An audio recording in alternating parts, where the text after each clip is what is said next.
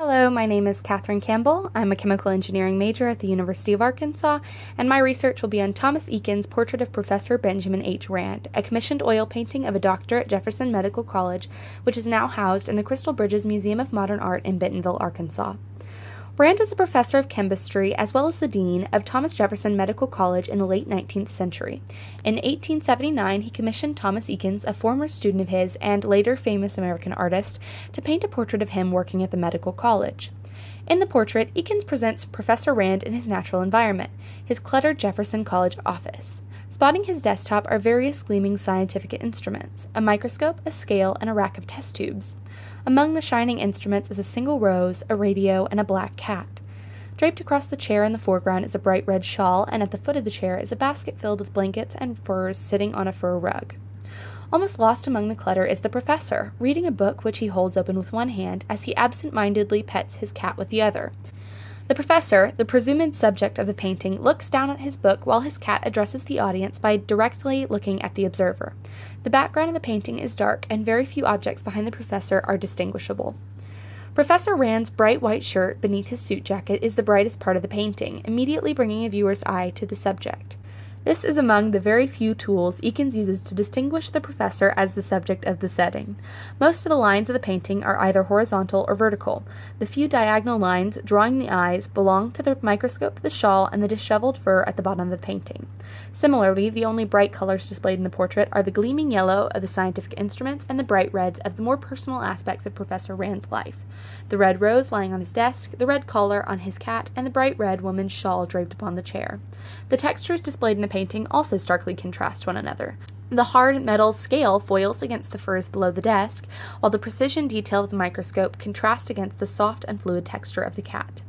From a deconstructive standpoint, Eakins' focus on Rand's surrounding and setting, specifically on the setting in which Rand was most likely to have spent the most time, could be a method used to convey information about the subject's personality rather than just his physicality, as a typical portrait would.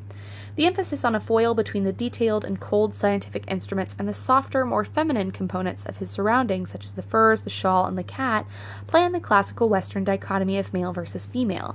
This would especially hold true for this time period when scientific study was a pursuit rarely followed by women. Likewise, the placement of Rand in a work environment plays on the relationship between work and personal life.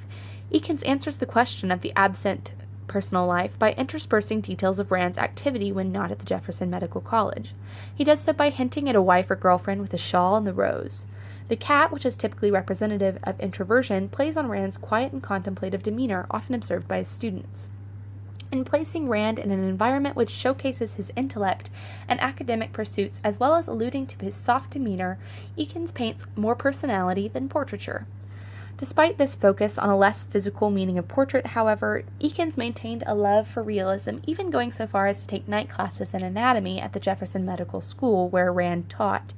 This obsession with realism, while maintaining an acute dimension of personality to his works, allowed Eakins to stand apart from his contemporaries, and his love for scientific subjects, as well as his insistence on bodily realism, particularly concerning nudity, earned him much acclaim and controversy. His portraiture verges on still life at times, and places his work squarely in the field of realism. I personally chose this piece because I remember feeling a deep connection to it when touring Crystal Bridges in 2013 with my English class. At the time, I felt that among a hall of portraits of old men and women, this quiet man was the most relatable. Rather than just existing as paint on a canvas, Professor Rand seemed to breathe. The quiet setting of the painting, paired with the realism and size of the painting, gave it the illusion of being an open door into a man's office. I believe that Eakins' ability to create such a welcoming and kind aura around a man who I have never and will never meet is an ability that very few artists possess. His realism conveys a truth to his paintings, which carries on to his depiction of the professor.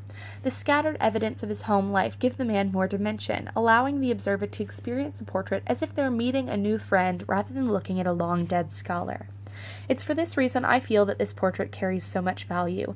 While it may not serve as a grand discussion on society or as a nationalistic symbol, portrait of Professor Benjamin H. Rand serves as not only something to look at, but something to experience.